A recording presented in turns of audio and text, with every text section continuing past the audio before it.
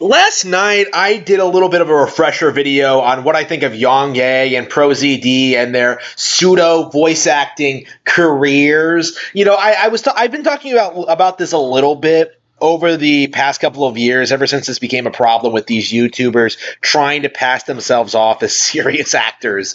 And there's been I have a lot to say about that subject, but what about this specific instance? What about YongYea playing Kazuma Kiryu is so unbelievably offensive? It is. It's hilarious to me that we're in this point where we have to seriously talk about this because YongYea is, and I think everyone would agree with me on this, is a complete fraud. He only got the role through nepotism and possibly because of voice actors, voice acting unions trying to hire people of the same ethnicity of that the characters they're playing. That's been an issue. So I could totally see the old guy, the guy that was in Seven, who played Kiryu in the original Yakuza 1 in 2005, being axed for that specific reason. A white guy playing an Asian character in favor of, an Asian actor, right? But the thing is, YongYea is complete crap. YongYea cannot emote. He cannot, really get the nuances of characters across very well. He's not a good voice actor, is what I'm getting at. And that's kind of been the issue I've been having since the beginning, is that why are these frauds with no real talent, no skill, no ability, why are they being promoted and in these big hefty roles instead of actual actors, people with actual experience dubbing real Yakuza movies, right? People with who have experience in that industry.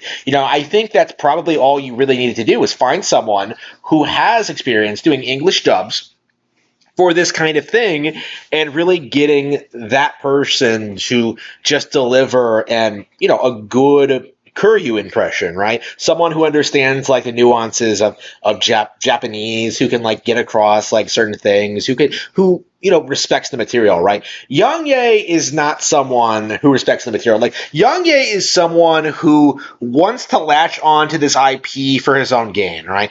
This is the same thing. This is the same reason he got he went for Poochie in JoJo's Part 6, is that he's trying to build prestige for himself by latching on to these iconic characters, right? So he latches onto a JoJo antagonist. He latches onto Kiryu. He latches onto these kind of characters that are big names in these specific communities in hope that they'll make him famous, that they'll make him be taken seriously as a serious English voice actor. But we live in an era where nobody really watches English dubs of Japanese media anymore. The only people who will probably hear YongYea's voice are people who are deliberately making fun of him. Usually people who are listening to YouTube compilations or stuff like that, people like me, or people who don't know anything about Yakuza and are experiencing this game, just choosing the English dub because they don't know that the Japanese one is the superior version, the definitive version, right? They don't know anything about what the game, when it was made, what the situation surrounding the dub is. They'll just choose the English version because oh, I'm in English and I want to hear the dub. And, they will be exposed to YongYea's terrible grating voice, and they're just going to be oh, this is the worst dub I've heard since Ada Wong and Resident Evil 4 Remake, right? And they're going to just shut it off, right? It's the same kind of thing, right? Dubs, acting has gotten worse because of this kind of situation with these YouTubers trying to shove themselves in to this field that they really have no business being in. I don't think I'm exaggerating when I say I think I prefer the dubbing that was done in the 90s and 2000s. Stuff like God Hand, the original RE4. I just love that. It's so endlessly entertaining, right? And the quality of the voice work has gone down, probably because it's gotten increasingly nepotistic, right? Conservative talent is being pushed out. People are just hiring their friends. It's nepotistic. It's just a very closed circle. And people like ProZD and YongYea are, have been able to penetrate that circle by using their YouTube connections. And it's just resulting in this problem where their careers aren't really going anywhere because they are completely reliant on their on their YouTube branding to keep themselves relevant. And like I think, especially in ProZD's case, like I think like as that channel declines in popularity, I think as I like refuse to continue like uploading new and interesting content in favor of pursuing more voice actor work, we're gonna see like more and more like fan backlash, right? ProZD I would say is in like the downturn of his YouTube career, but I don't think like the his core audience really knows that yet. Like it reminds me a lot of like post movie AVGN, where a lot of people are still saying that like, oh yeah, James, I love Cinemassacre, I love the Angry Video Game Nerd, I can't wait till the next video. Like that's the mindset. Like, oh, they don't mind how long it takes, they don't mind what happens. Like they're just gonna stick, say subscribe and wait for ProZD to upload that next video, right? And I think more and more, like eventually he's going to do something, probably calling out his fans, like because he really doesn't handle his fan base very well at all, in my opinion. I think he's eventually going to do something that's going to get these people to turn against him, and I do think that's going to be the end of his channel, and by extension, his voice acting career. Because, fundamentally, he doesn't do anything that other more established voice actors don't do better, right? The whole Ganondorf thing is a good example. Like, people thought, like, ProZD was doing that voice, but it was Matt Mercer who, absolutely killed it, right? I don't know anything about Matt Mercer, but, like, I was just like, yeah, that's way better than what ProZD could have done. Like, I just don't think that